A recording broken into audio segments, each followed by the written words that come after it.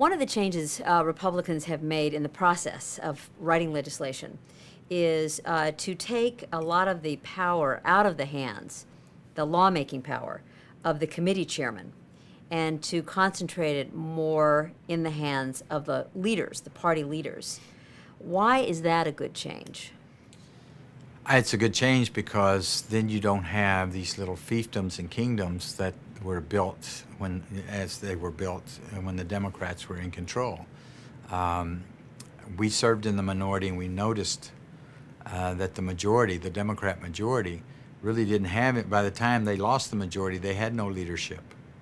They had a bunch of committees with very strong chairmen that had been there for ages, and those chairmen did exactly what they wanted regardless of what their caucus wanted or what their leadership wanted.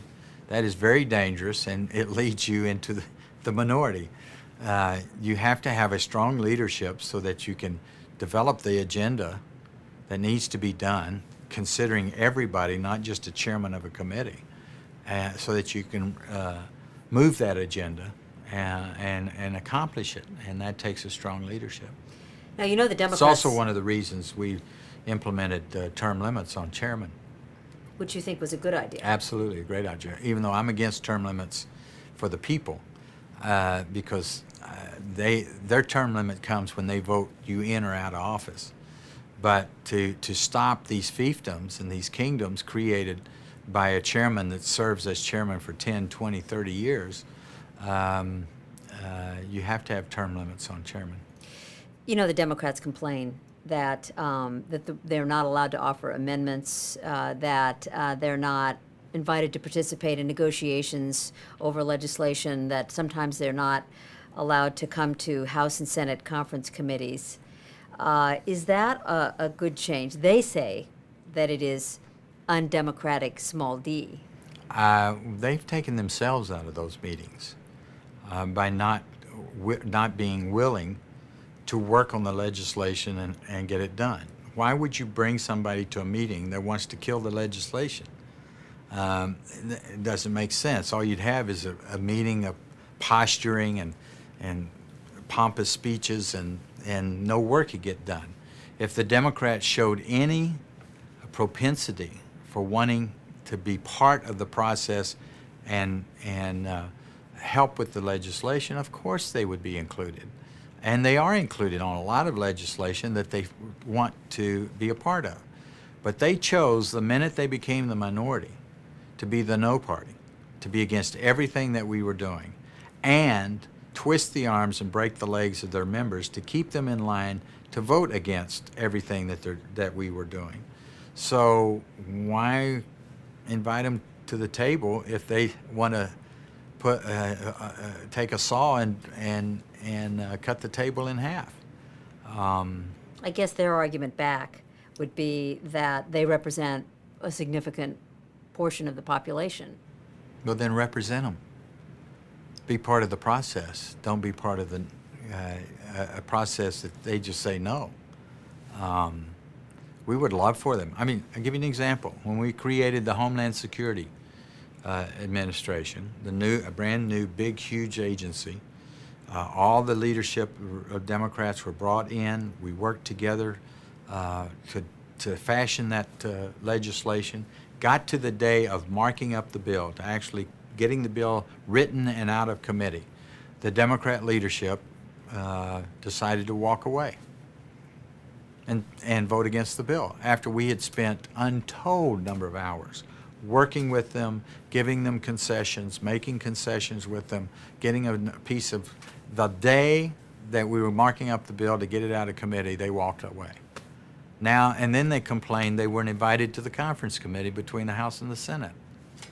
I'm sorry, there are consequences for your actions. And if you don't want to be part of the process, don't cry that you're not part of the process. You famously participated with the other leaders in holding open the vote on the entitlement for prescription drugs under Medicare for some 3 hours when it's normally supposed to be a 15-minute process. Clearly you were trying to get the votes to pass this major piece of legislation, but Does that undermine order in the House when something like that happens? It creates some hard personal feelings, and we understand that. That's why it's very rare that you hold a vote open. But a 15-minute vote isn't a time limit. It never has been intended by a time limit. The Democrats, when they control the majority, it wasn't a time limit. It is basically informing the members that you have 15 minutes to get over to the floor to vote. And if you don't get over there in 15 minutes, you may miss the vote. But if the majority needs more time, the majority can stretch the time it needs to get its work done. And the Democrats make it sound like at the end of 15 minutes you're supposed to shut it down. No. When everybody has voted the way they want to be recorded in the end, that's when you shut the vote down. What happened that night? What happened on the floor there? Well, we went to the floor knowing that we were short of votes. We went to the floor knowing that the enormity of the issue, the importance of the issue, could very well get us to where we needed to be. And as we worked those votes, it was obvious to us that we had an opportunity to actually get enough votes to pass the bill. So we took as much time as it took to pass the bill. That's what a majority does. I want to ask you about a few things that your former Speaker, Newt Gingrich, has said recently about the state of Congress today. First of all, in terms of polarization, he said that he thinks the country is 20% hardcore Democrat, 20% hardcore Republican, and 60% disgusted. Do you agree with that? Not at all. No. That's a populist approach, I would assume. People are disgusted that don't believe in what's going on. Yes. People that don't see the world as I see the world are probably disgusted and upset, about the enormity of things that we've been able to accomplish over the last 12 years. I believe that. But no, I think that's a pretty sad view of America.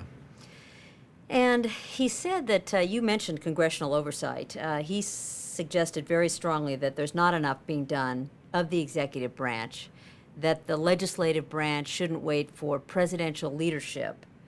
And that all goes to this argument that some have made that Congress has allowed itself to become weaker as a branch and the executive to become stronger during the Bush administration. Do you agree with that? Not at all. In no way.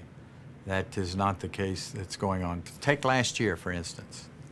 Last year, the House of Representatives, as it has for 12 years, it took the lead on many issues that the president didn't even care about.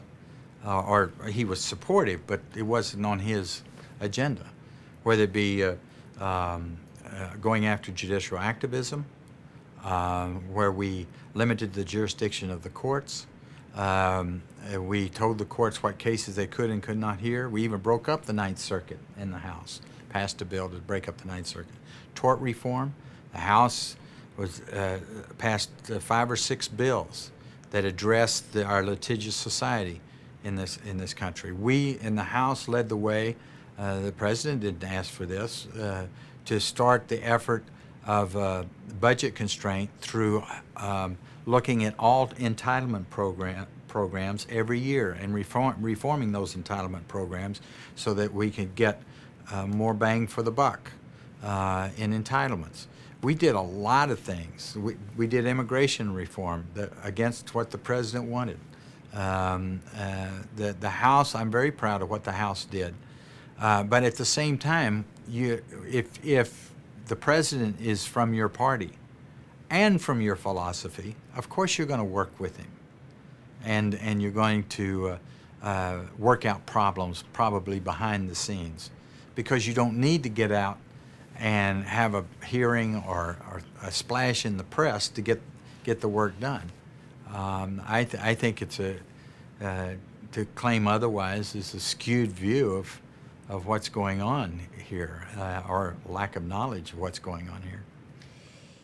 finally, he said that the system is profoundly broken, which you've heard him say before, and that Congress needs to look more closely, very closely, at how it functions and how it is organized.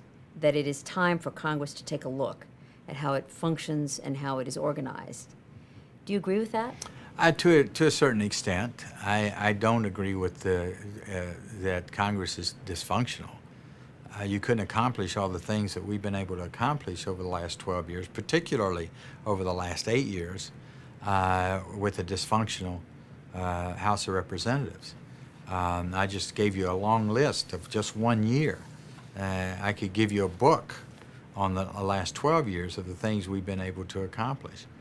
One of the things I regret that I was not able to, but we had started it last year, was to redesign the House and the way it was structured. We completely redid the Appropriations Committee.